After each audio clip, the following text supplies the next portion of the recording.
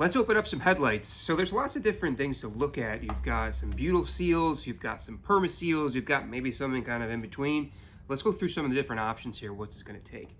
The easiest way to do this is with a Butyl seal type headlight. Butyl, think of that as like a stretchy substance that molds around the channel inside the light and helps kind of pinch it together and seal it from outside exposure. 220 degrees Fahrenheit inside your oven for about 15-20 minutes usually is enough to get these separated. The longer you go and the higher the temperature, the stringier this stuff gets. So make sure that you're being careful with how you're opening these and not making a mess around the lens or inside the housing. Next up is going to be your Perma seal. Here's a BMW headlight that needs a new lens.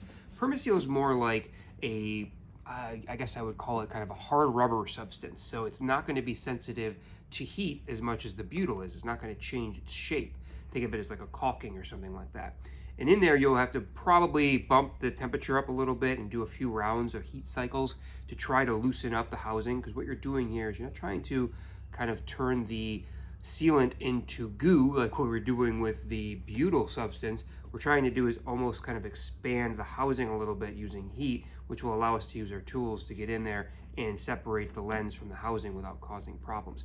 Super important that you go slow and take your time here. Patience is key, because if you push too hard or use too much strength here, you may actually damage the housing.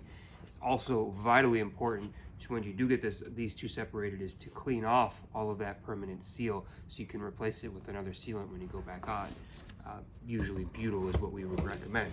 That's a lot of fun. And then the one in between, usually these excursion lights, it's some kind of a mix between a permanent seal and a Butyl. It doesn't really have stretch, but it does have sensitivity to heat. So you have to play around with this kind of stuff. Just remember, anything more than, say, 250 degrees is probably going to get you in the danger zone. Be careful.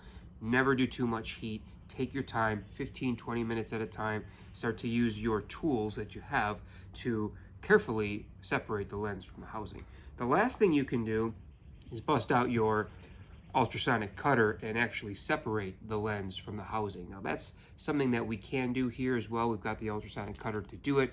It's a last resort for us.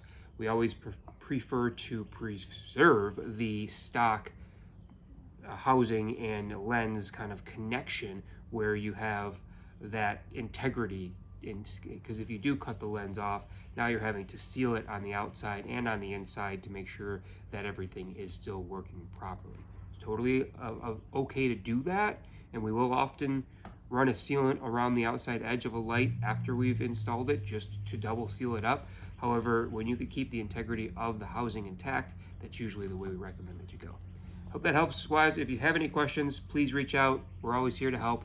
HIDprojectors.com, or give us a buzz at 716-662-3479. Thank you for watching.